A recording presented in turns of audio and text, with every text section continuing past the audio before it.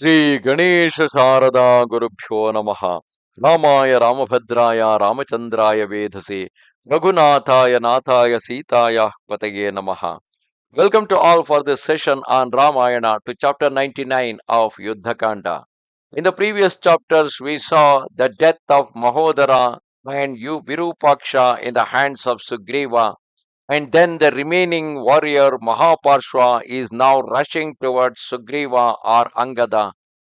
Mahodara, having been struck down by Sugriva, the all powerful Mahaparshwa gazed on his slayer, his eyes red with anger, and with his shafts began to sow disorder in Angada's formidable ranks.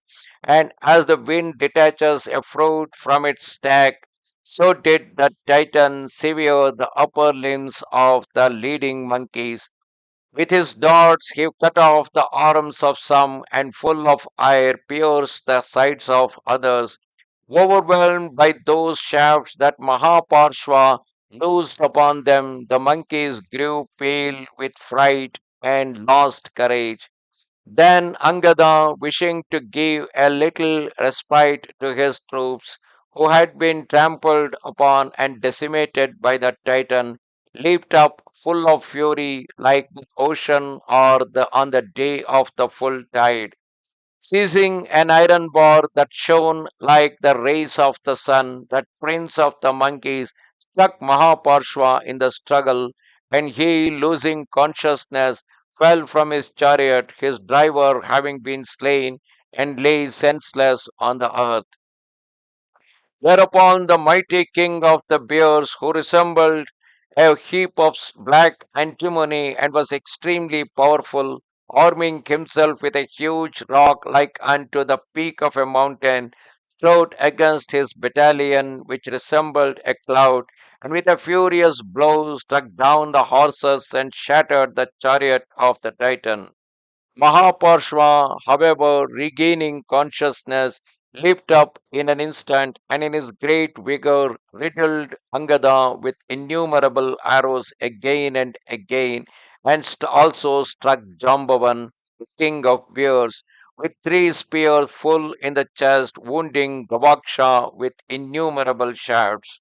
Thereafter, Angada, who was transported with rage, seized hold of an enormous stake, and with that iron bar, bright as the rays of the son of Wali, his eyes red with anger, taking hold of it with both hands and brandishing it with force, with the intention of slaying him, hurled it on Mahaparshva, who stood some distance off.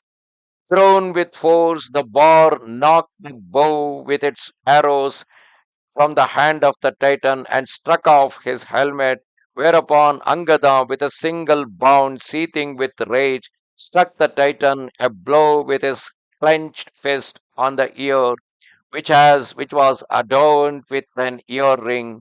Enraged, the valiant and illustrious Mahaparshva seized hold of a great axe in one hand, and with that stainless weapon, washed in oil, made of solid stone, that Titan, in a paroxysm of fury, struck his antagonist violently. But the blow falling on the left shoulder glanced off his armor.